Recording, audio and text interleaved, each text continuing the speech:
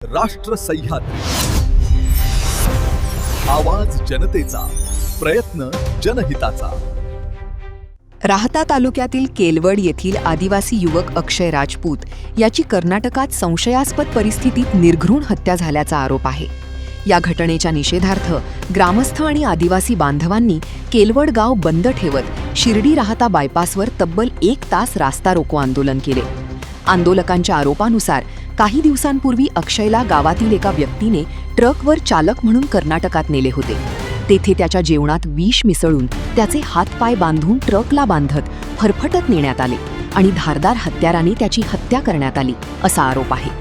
या प्रकरणाची सखोल चौकशी करून कर्नाटकात दाखल गुन्हा महाराष्ट्रात वर्ग करावा, खटला फास्ट ट्रॅक कोर्टात चालवावा, सरकारी वकील म्हणून ॲडव्होकेट उज्ज्वल निकम यांची नियुक्ती करावी आणि आरोपींवर कठोर कारवाई करावी अशा मागण्या आंदोलकांनी केल्या। तहसीलदारांनी संपूर्ण चौकशीचे लेखी आश्वासन दिल्यानंतर रास्ता रोको मागे घेण्यात आला आणि अक्षयवर अंत्यसंस्कार करण्यात आले।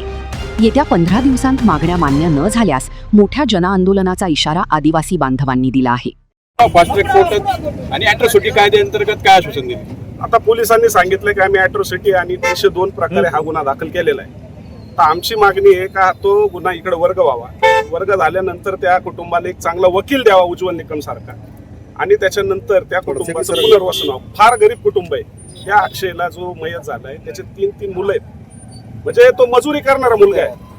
आता सरकार म्हणून याचा आम्ही पाठपुरावा करूच, आणि आता तहसीलदारांनी पत्र दिलंय का आम्ही पण याच्यामध्ये जी असेल मदत त्या कुटुंबाला आम्ही करणार आहोत। आणि जर याच्यामध्ये 15 दिवसानंतर या कुटुंबाच्या पाठीशी शासन उभं राहिलं नाही तर महायुतीच्या वतीने आम्ही परत हा रास्ता रोको करू, आणि इथं फक्त हजारो आलते, आम्ही लाखोच्या संख्येने इथं उतरू, आणि सरकार आमचंच आहे। आरोपी जे आहेत या ठिकाणचे त्यांच्या घरावर बुलडोझर चालवायची मागणी देखील आता 100% झालीच पाहिजे ना बुलडोझर। सुजयदादांशी आम्ही बोललोय, उद्या मिटिंग घेणार आहे। जसं प्रत्येक आरोपीच्या घरात जसं योगी पॅटर्न आहे तो इथं राबवला गेला पाहिजे ना, त्यामुळे असं धाक बसणार नाही। त्या आरोपीच्या घरावर सुद्धा बुलडोझर चालला पाहिजे, आणि ते कुटुंब जे इथं राहतंय 2 विघे त्यांना इथून हाकलून दिलं पाहिजे। अहो तुम्ही जनावरासारखं त्या मारलंय ना त्या अक्षयला, म्हणजे तुम्हाला कुठली म्हणजे पुढे माणुसकी राहिली नाही का थोडीफार? खरं तर तो आमच्या ताब्यात आला असता तर आम्हीच मारला असता। राष्ट्र सह्याद्री न्यूजसाठी प्रतिनिधी सोमनाथ डोळे। राष्ट्र सह्याद्री,